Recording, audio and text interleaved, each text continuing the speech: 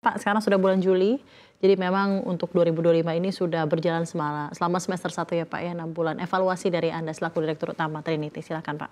Oke, kalau saya lihat ya properti yang saya udah lihat dari kuartal pertama ya terutama ya dari year on year dibandingkan kuartal yang tahun 2024 ya, itu ada penurunan itu kurang lebih kalau di pasar kita kurang lebih ya 15 sampai 20%. Oke. Ya kan.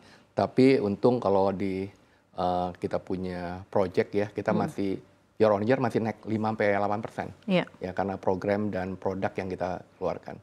Tapi pasar properti memang agak sedikit indeks itu lagi melambat. Iya. Oh, memang agak sedang melambat. melambat. Ya. Terutama di pasar residensial juga. Apa saja yang Anda rasakan menjadi tantangan utama dan penyebab pelambatan hal ini, Pak? Ya, banyak hal sih, terutama adalah daya beli ya. Daya beli di Indonesia sendiri kan middle low, ini quite struggle sekarang ya. Jadi kalau kita lihat retail sektor pun struggling, ya kan.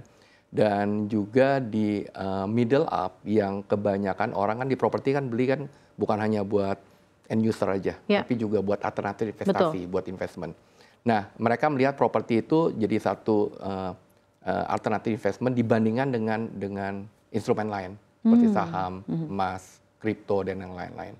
Jadi major of the penurunan dari pasar properti itu yang saya lihat itu disebabkan oleh turunnya dari investor-investor yang membandingkan dengan instrumen yang lain. Ya, kalau end user sih at the end itu tetap masih kuat. Kalau mereka butuh pasti mereka beli. Yang menjadi challenge adalah mereka akan membandingkan dengan pasar secondary. Kalau kita sebagai developer dengan instrumen investasi lain. Itu kalau investasi. Tapi kalau buat pembeli yang end user, kalau buat end user itu masih stabil. Tapi mereka tetap membandingkan kalau kita sebagai developer kan dengan primary pasar market, secondary. pasar secondary. Pasar secondary kadang-kadang banyak orang yang BU. Tapi ini semua memang alasannya kan memang daya beli masyarakat ya Pak. Daya beli masyarakat dan jadi disposable income mereka gunakan untuk apa? Mereka lebih sangat berhati-hati untuk penentuannya ya Pak. Investasi pun ada alternatif investment ya kan. Dan mereka akan lebih prefer mungkin yang lebih safe dan lebih liquid. Properti kan kurang liquid ya. Kita ketahui Pak untuk Trinity sendiri itu kan propertinya ada beragam ya Pak, tidak hanya perumahan saja ya Pak ya. Tapi kita sekarang fokus banyak kan di landed dan logistik. Landed dan logistik. Oke Pak, kinerjanya untuk landed seperti apa dan juga untuk logistik seperti apa Pak?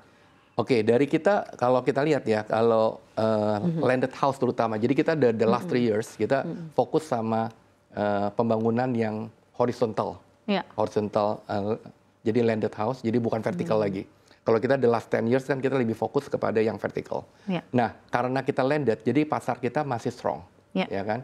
Maka itu kita masih naik, ya kan. Kalau kita penjualan kita kuartal pertama tahun lalu sama kuartal kita tahun ini kita masih naik 8%-an, ya kan.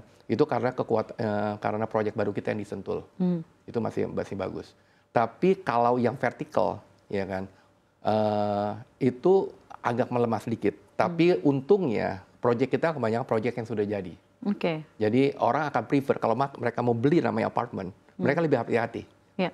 Yang sudah jadi, karena banyak kali apartemen yang mangkrak ya.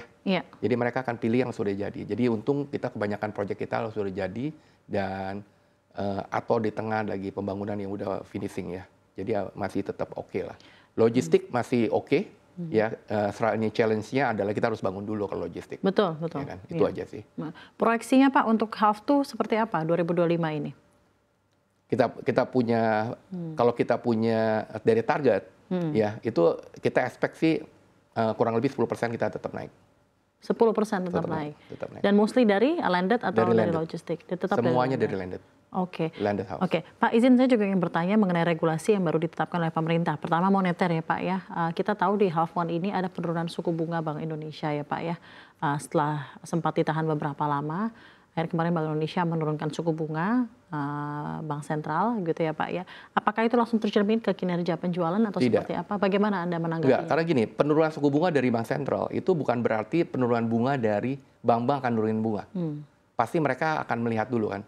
Dan mereka juga melihat faktor resiko juga. Kalau misal properti mereka tidak langsung ngaruh ke Anda? Tidak akan. Jadi saya rasa butuh berapa bulan untuk mereka akan menurunkan suku bunga. Apakah ini akan tertransaksi di penjualan semester 2? Mungkin. Tapi faktor suku bunga itu mensupport tapi bukan the main. main supporting untuk naiknya dari properti.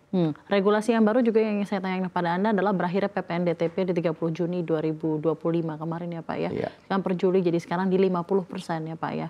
Ini juga tentunya ada sedikit sentimen yang ditimbulkan Pak dengan adanya regulasi menjadi PPN DTP di 50% per Juli ini. Bagaimana Anda menanggapi hal ini Pak? Pasti itu akan berpengaruh ya. Maka itu dari Ray dan dari teman-teman dari developer itu mengharapkan bahwa itu diperpanjang.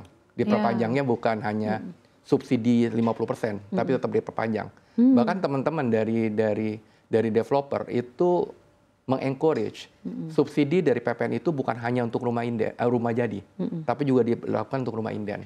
Oh. Ya kan, karena kebanyakan kan masih banyak rumah inden nih. Ya kan. Mungkin 70% supply ini masih rumah inden. Rumah yang masih setahun lagi baru jadi atau setengah tahun lagi baru jadi. Kalau misalnya nggak semua developer itu punya rumah stok. Oh. Ya kan. Jadi kalau mau menggunakan subsidi PPN itu untuk mendongkrak pasar properti, ya kan. Kalau hanya untuk rumah jadi, saya rasa itu tidak akan kuat sih dorongannya. Strategi pertumbuhan related property ke depan seperti apa mungkin Pak Ishak? Apakah perusahaan akan fokus pada ekspansi wilayah atau diversifikasi produk atau lebih pada fokus pada memang yang sudah ada atau strategi lainnya, silahkan Pak. Nomor satu pasti kita lihat pasar kan lagi tidak baik-baik saja. Ya kita harus akuin ya. Jadi situasi lagi tidak baik-baik aja. Jadi kita kalau di Trinity kita lagi konsolidasi, kita lagi fokus menyelesaikan proyek-proyek kita yang existing sekarang. Ya kan? Dan proyek-proyek baru pun kalau kita ambil itu akan lebih konservatif, otomatis yang lebih konservatif seperti landed atau logistik. Kita fokusnya ke situ. Kedua, kita juga konsolidasi bahwa kita akan lebih fokus balik lagi ke tempat kita punya base ya di Jakarta dan Serpong ya kan, karena itu lebih mudah dikontrol. Ya ketika tambah jauh kita punya project udah multi location, itu challenge-nya beda lagi tuh. Jadi sekarang kita lagi tarikin, kita lebih fokus untuk konsolidasi balik lagi ke tempat wilayah kita. Sedikit overview dan juga introduction mungkin Pak untuk pemirsa CNBC Indonesia tentang Trinity sendiri Pak. Portofolio Anda dan juga history dari company Anda mungkin bisa disampaikan Kak pemirsa CNBC Indonesia. Trinity Land itu kita start dari tahun 2009 ya. Kita mungkin major dari kita punya project, kita udah bangun 6.000 unit rumah apartment. Ya, kita mungkin major supplier vertical residential ya di Alam Sutra dan Serpong ya kan. Dan 90% sudah jadi semua. Dan sejak 2 tahun yang lalu kita refocusing kepada landed house. Dan kita juga sudah listed ya kan sejak tahun 2020 bulan Januari. Ya kan. Dan sekarang penjualan kita pun dari year on year sejak 3 tahun terakhir naiknya itu bukannya 10% 20%, tapi kenaikannya itu antara 80% sampai 100% dengan strategi kita dengan fokus pada landed house.